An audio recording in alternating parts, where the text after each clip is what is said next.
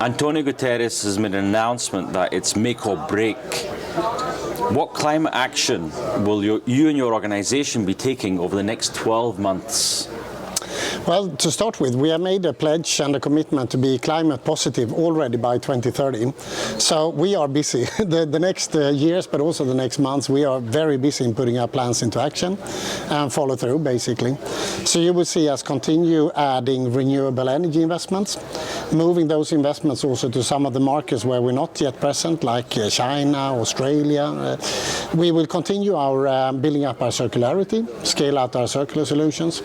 We're going to continue to engage our customers. So we will actually start to roll out a way to invite our customers to be part of the solutions through IKEA products, LED lighting, food savers, battery chargers and so forth. And basically what we do is we play the whole Scope 3 orchestra, if you like. So transport, raw material, products, retailing and life at home. So we do that, and we do that in a fairly transparent, we do that in a very transparent way, inviting people to see what we do.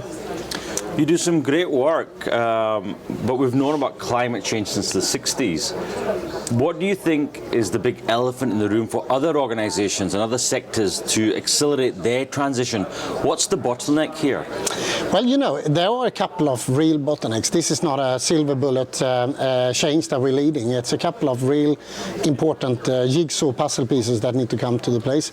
But it's good to speak about the denials and some of the hidden places. I would say board members and boardrooms need to take individual and leadership responsibility to support their CEOs. I'm lucky to be part of a foundation, so I have the opposite phenomenon where I'm asked to do even more, but I know that a lot of fellow CEOs out there need more support in getting change all the way to the top. Then I would say there are a couple of myths that we need to bust so we can get to the true barriers. Today we speak about big shifts in infrastructure when it comes to energy, mobility and certain aspects of just transition. What I think yet we have to come to is consumption as such, and that means involving all of us as individuals to be part of the puzzle. We talk about how do we stop incentivizing carbon from a fossil fuel, etc. But we also need to look into incineration and all aspects of blocking the way we can bring back materials to make new products. So I would say consumption is one of the areas that we need to speak much more of. You're recognised as a true global leader that has substance behind the work, the good work that you do. What gets you out of bed in the morning and what keeps you awake at night? Well, sometimes they keep me awake at night. That must be the nightingale outside the window. But I would say, I of course, worrying is part of the puzzle. I'm a proud father of 3 teenagers, and I worry about their future, sincerely. And some days are dark grey, I would say, about the prospects of the future, and that gives me an enormous motivation and energy. And at the same time, I'm absolutely convinced I belong to the more optimistic side of this. I see through IKEA and others that change is possible. We have since long moved from debating the issues or even discussing commitments. We're into the action side of it, and in that what brings me a lot of hope and optimism is also this is not part of it could be philanthropic and ethically the right thing to do, but part of it is being a relevant brand of tomorrow.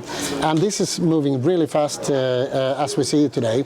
I think it's super dangerous to a CEO or a brand or a company to be left on the platform, because your customers, consumers, even attracting the best talents, you would be in a bad place if you don't have a climate plan at this moment.